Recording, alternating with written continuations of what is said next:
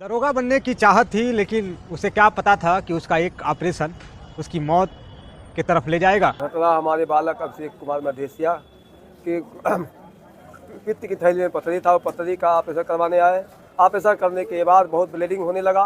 Bleeding के बाद ये लोग ब्लड मांगे। रात को हम लोग मिलने भी नहीं दिए और सुबह मर गए हैं, लेकिन हम लोगों को कोई सूचना नहीं मिली कि जो है हालत गंभीर है या ये है वो है, कुछ नहीं। सिर्फ हम लोगों को बलगलाया गया कि मतलब बाहर रहिए। अगर कंडीशन उनका रियल कंडीशन है, उस कंडीशन में उनको वहाँ से रेफ़र भी करना चाहिए। कुछ नहीं बताया गया डॉक्टर द्वारा। लगभग 3:30-4 बजे सब लोग अपना जिम्मेदार व्यक्ति और जो डॉक्टर थे अस्पताल छोड़ के भाग गए। नमस्कार, मेरा नाम निखिल है और आप देख रहे हैं डेली हेडलाइंस 18। गोरखनाथ थाना क्षेत्र में स्थित आनंद लोक हॉस्पिटल लगातार चर्चे के विषय में रहता है, लेकिन इस बार का चर्चा काफ़ी महत्वपूर्ण है क्योंकि एक 23 वर्ष का युवक जो पीपीगंज का रहने वाला था, उसका नाम अभिषेक मधेसिया बताया जा रहा है।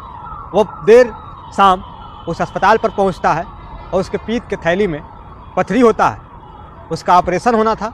ऑपरेशन के लिए डॉक्टर उसको एडमिट करते हैं।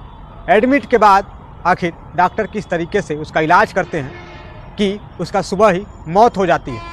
मौत जब हो जाती है तो उसके बाद परिवार में हंगामा, परिवारों में एक शोक की लहर छा जाती है। परिवार के लोग हंगामा शुरू कर देते हैं, अस्पताल पर एकजुट होते हैं। उसके बाद जब इसकी जानकारी प्रशासन को मिलती है तो प्रशासन भी मौके पर पहुंचती है और परिजनों को शांत कराती है।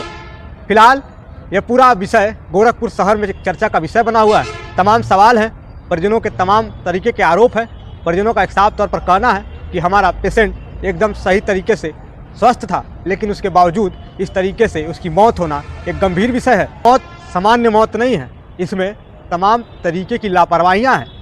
फिलहाल ये लापरवाही किस तरीके से है वह तो स्वास्थ्य विभाग के अधिकारी ही बता पाएंगे। शव को कब्जे में लिया गया है, पोस्टमार्टम के लिए भेज दिया गया है, लेकिन परिवार का उस वक्त का इंतज़ार है जब पोस्टमार्टम रिपोर्ट आएगा और रिपोर्ट में यह चीज़ें सामने आएगी कि उसकी मौत का कारण क्या था। फिलहाल तमाम तरीके के सवाल हैं। गोरखपुर शहर में चर्चा का विषय है। यह एक चर्चा स्वास्थ्य विभाग की पहली बार नहीं है। इस तरह की चर्चाएं तमाम अस्पतालों पे स्वास्थ्य विभाग की हैं, लेकिन स्वास्थ्य विभाग किस तरीके से उसको संज्ञान लेता है, किस तरीके से परिजनों को शांत कराता है, सांत्वना देता है, यह तो स्वास्थ्य विभाग ही जान पाएगा। फिलहाल अब देखने वाली यह बात होगी कि किस तरीके से सीएमओ साहब उसके पोस्टमार्टम रिपोर्ट को लेते हैं और परिवार वालों को शांत कराने में लगते हैं।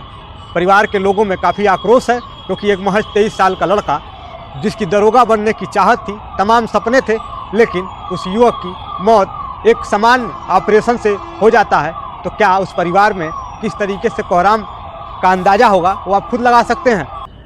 फिलहाल पोस्टमार्टम रिपोर्ट का इंतज़ार है कि कब वो पोस्टमार्टम रिपोर्ट आएगा और उस युवक की मौत का कारण स्पष्ट हो पाएगा। सवाल परिजनों का यही है कि अगर लापरवाही है तो किस तरह से उस पर कार्रवाई होगी, क्योंकि उनकी मांग है कि मुकदमा दर्ज होनी चाहिए, लेकिन जब तहरीर वो देते हैं तो उन्हें समझाया जाता है कि पोस्टमार्टम रिपोर्ट आएगा, उसके बाद कार्रवाई की जाएगी।